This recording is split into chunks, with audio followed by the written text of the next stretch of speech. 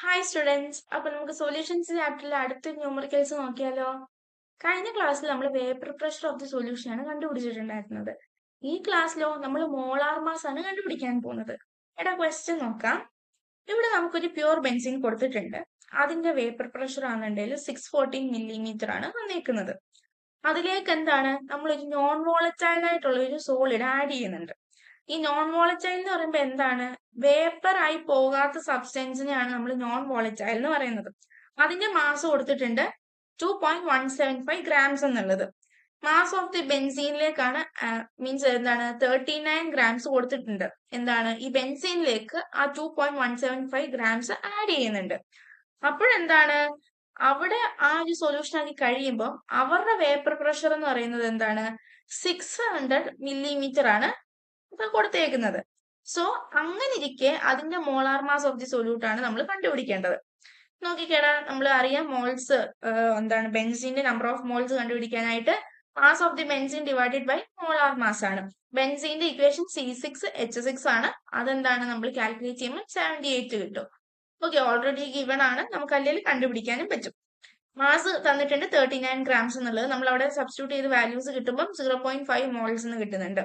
പിന്നെ നമ്മൾ Raoult's law വെച്ചിട്ട് റിലേറ്റീവ് ലോറിംഗ് ഓഫ് വേപ്പർ പ്രഷറിന്റെ ഇക്വേഷൻ നമുക്കറിയാം. എന്താടാ ആ P0 എന്നൊക്കെ കൊടുത്തേക്കുന്നത് എന്താണ്? പ്യുവർ ബെൻസിന്റെ വേപ്പർ പ്രഷറിനെയാണ് അത് കാണിക്കുന്നത്. P എന്ന് വെക്കുന്നതോ സൊല്യൂഷന്റെ വേപ്പർ പ്രഷർ ആണ്. സോ ബെൻസിന്റെ വേപ്പർ പ്രഷർ നമ്മൾ കൊടുത്തിട്ടുണ്ടായിരുന്നു 614 എന്നുള്ളത് പ്യുവർ ആയിട്ടുള്ളത്. പിയുടെ വാല്യൂ എന്താണ്? 600 ആണ്. എന്താ vapour pressure of the solution.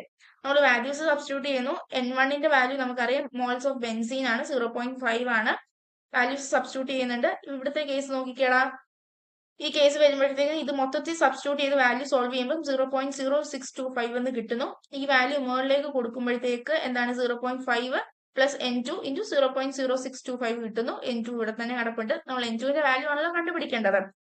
ഇനി N2ന്റെ വാല്യൂ കണ്ടുപിടിച്ചെങ്കിലല്ലേ നമുക്ക് മോളാർ മാസ് കണ്ടുപിടിക്കാൻ പറ്റുള്ളൂ. സോ ഇതെന്താണ് ജസ്റ്റ് ബ്രാക്കറ്റിനുള്ളിലേക്ക് ഇട്ട് കൊടുക്കുക. പിന്നീട് എന്താണ് ചെയ്യേണ്ടത്? ഈ N2 കിട്ടാനായിട്ട് ഈ 0.03125 ഡിവൈഡഡ് ബൈ 0.9375 എന്നുള്ള ഇക്വേഷന് ഇട്ട് കൊടുക്കുക. അപ്പൊ നമുക്ക് N2ന്റെ വാല്യൂ 0.0333 മോൾസ് എന്ന് കിട്ടുന്നു. മോളാർ മാസ് കണ്ടുപിടിക്കാനുള്ള ഇക്വേഷൻ നമുക്കറിയാം. Mass of the solute divided by molar mass of the solute. Mass of the solute നമുക്ക് ഓൾറെഡി ഗിവൺ ആണ്. എത്രയാണ്? 2.175 ഗ്രാംസ് എന്നുള്ളത്. അതേപോലെ മാസ് ഓഫ് ദി സൊല്യൂട്ട് നമ്മൾ കണ്ടുപിടിച്ചിട്ടുണ്ടായിരുന്നു. എത്ര? 0.033 മോൾസ് എന്നുള്ളത്. ഇത് തമ്മിൽ വാല്യൂസ് കാൽക്കുലേറ്റ് ചെയ്യുമ്പോൾ 65.3 ഗ്രാം പെർ മോൾസ്